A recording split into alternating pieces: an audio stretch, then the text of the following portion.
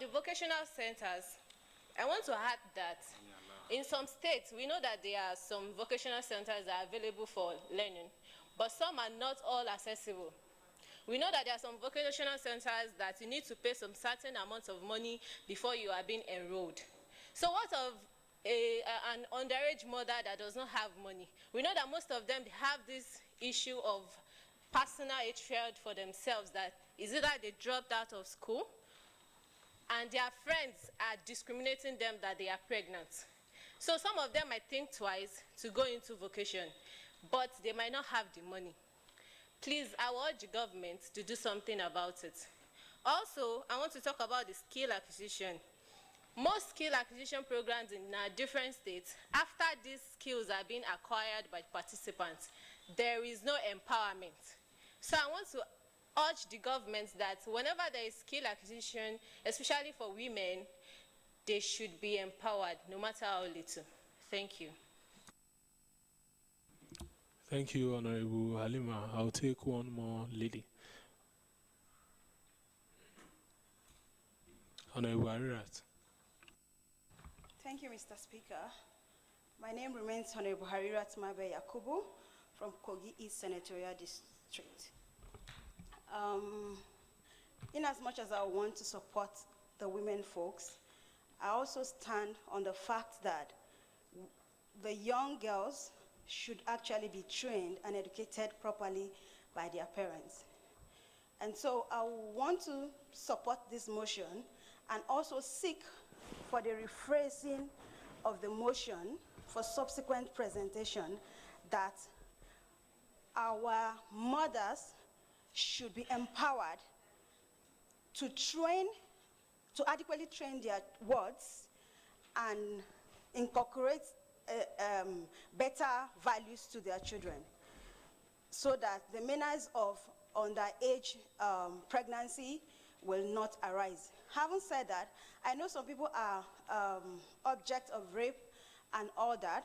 It is okay if the government take care of such persons through empowerment programs, by dreaming for them and creating jobs for them that will empower them, so that if you identify what they actually want to do, be it agriculture, mines, whatever, they will be able to adequately place them.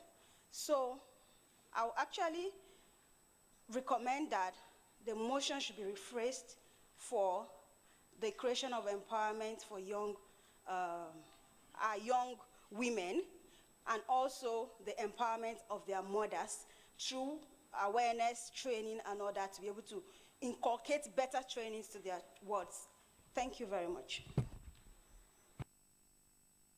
Yeah, thank you very much. I believe this is a very good motion, and we have to start paying particular attention to both the education and the upbringing of the younger ones, knowing fully well that they are their formative ages, and whatever is being implanted or imputed into them is what they will grow to be. I want to appreciate Honorable Blessing Ede Titasia for raising this very... Point of order, Mr. Speaker, sir. Mr. Speaker, I have not recognized you. Okay. And please, when you want to call for point of order, as in you would have to please switch off the mic. From our rule book, Standing Orders of the EU Parliament, Order 20B,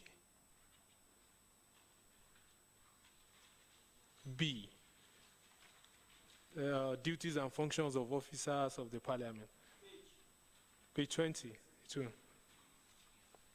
One of the functions of the Speaker is to be responsible for the observance of the rules and order in the Parliament and committees.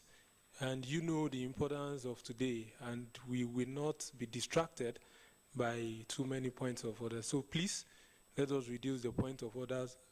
Distinguished Honorable, you are ruled out of order, so that we could move fast, as in then would come back to this later.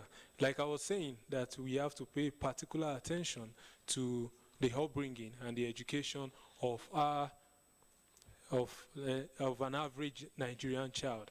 I want to thank you for that. Having listened to these deliberations, I believe the House resolves to urge the government to identify and document underage mothers, especially in internally displaced persons camps. If you're in support of this resolution, say aye. Aye. And if you're against, say no. The ayes have it. The Parliament resolves to urge the government to identify and document underage mothers, especially in internally displaced persons, IDP camps, popularly referred to as IDPs.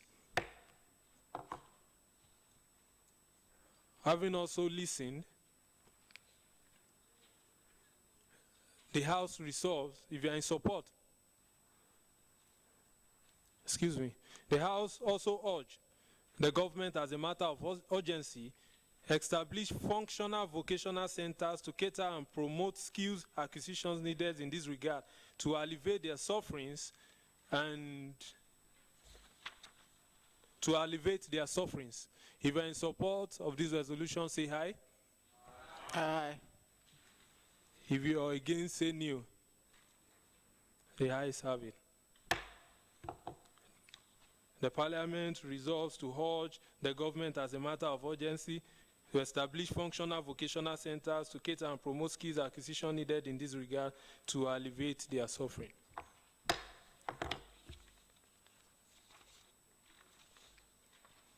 Furthermore, the Parliament resolves to further urge the government to establish and enforce laws to eradicate underage marriages and all other forms of child abuse. If you are in support, say aye. Aye.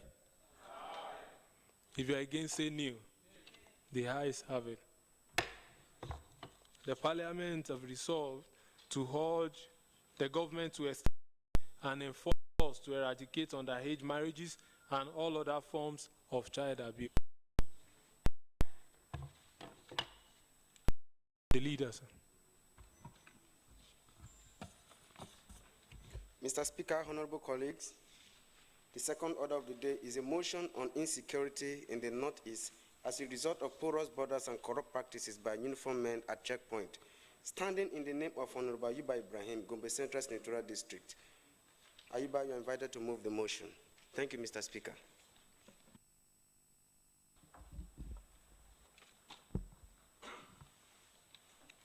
Thank you, Mr. Speaker. My name is Honorable Ayuba Ibrahim, representing Gombe Central Senatorial District. I'm here to move the motion that says, insecurity in the Northeast as a result of porous borders and corrupt practices by uniformed men at checkpoints. Co-sponsor, Honorable Mark Alu, Nasarawa North. Mr. Speaker, the rate of insecurity in the Northeast, despite the federal government efforts to curtail the situation, worried that some factors on ground trying to frustrate the efforts of the federal government in trying to eradicate insurgency in all parts of the country. Mr. Speaker, I urge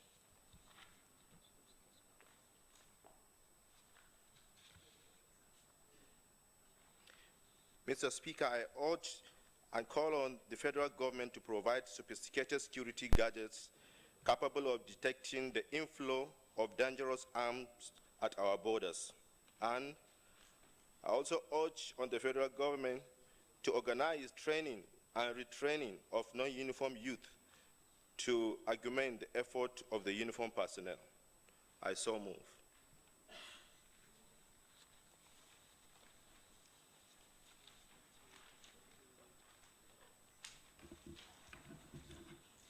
Any seconder for his motion?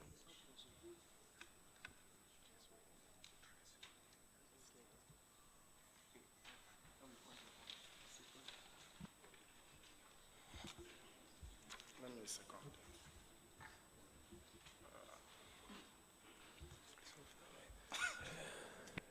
Off the mic. Any seconder for his motion, please?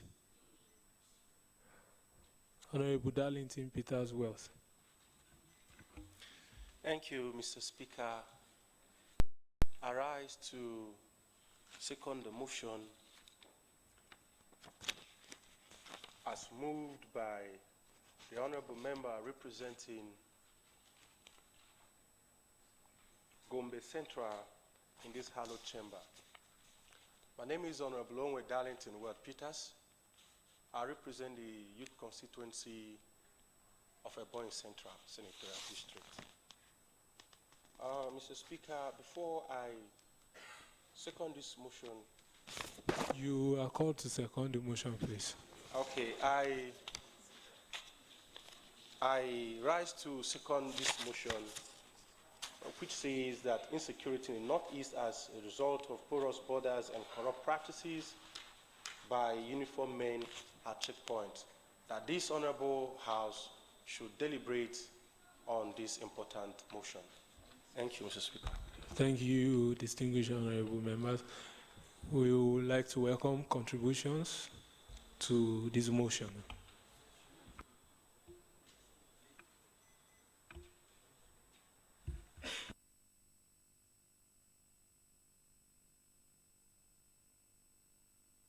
All right, if Honorable Ibrahim Aiba wants to lead the debate, okay, let's have you. Thank you, Mr. Speaker. I remain Honorable Ayuba Ibrahim, representing Gobi Central Senatorial District. Mr. Speaker, the major impediment to good security in the Northeast is as a result of porous borders in the Northeast entrance and exit of the state capitals. Hence, I urge the federal government to mount sophisticated security gadgets at the entrance and exit of each state capital, capable of screening dangerous weapons into and out to each and every state in the Northeast. By doing so, it will curtail and reduce the level of insurgency in the Northeast region. Also, Mr. Speaker, because of poor supply of power in our country, Nigeria, I urge the federal government to install solar-powered cameras and CCTV at the entrance and exit of each state capital in the Northeast region. The CCTV cameras and the security cameras will monitor the movement and inflow of vehicles into and out of every state capital in the Northeast. Also, Mr. Speaker, I urge the federal government to organize training and retraining of non-uniform youth to augment the effort of the uniformed personnel. By doing so, it will bring a check and balance among the uniformed personnel. It will curtail the high level of corruption among the security personnel. And also, incentive and motivation should be given to the security personnel in such a form of high level of allowances to each security personnel that is at any checkpoint in the Northeast. Doing so will curtail the level of corruption, Mr. Speaker. Thank you. Thank you, Honorable Ibrahim. Honorable Darlington Peters, well, I believe you have contributed. Okay, you can do that. Thank you, Mr. Speaker. My name is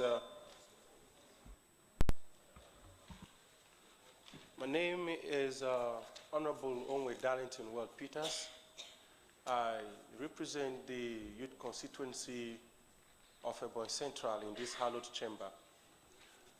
Mr. Speaker, distinguished colleagues, let me point out that globalization, which tried to unify the entire world, had done more harm than good. Why? Because it limited access to countries of the world. In other words, barriers to migration was limited. So to say that the whole world has become a global community.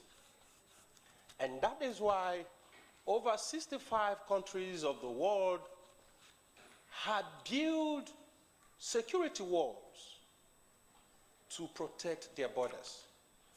Mr. Speaker, distinguished colleague, it may interest us to know that the president of the #1 country in the world as it is today, the United States, talking about President Donald Trump,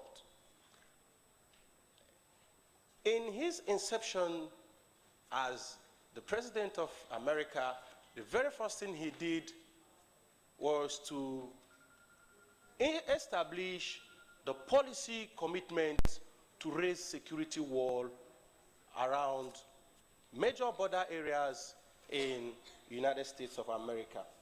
Being this as it may, I am supporting this motion that the federal government should expedite actions to protect our borders through use of sophisticated technological gadgets such as CCTV cameras. So also, this is not just a Northeast issue.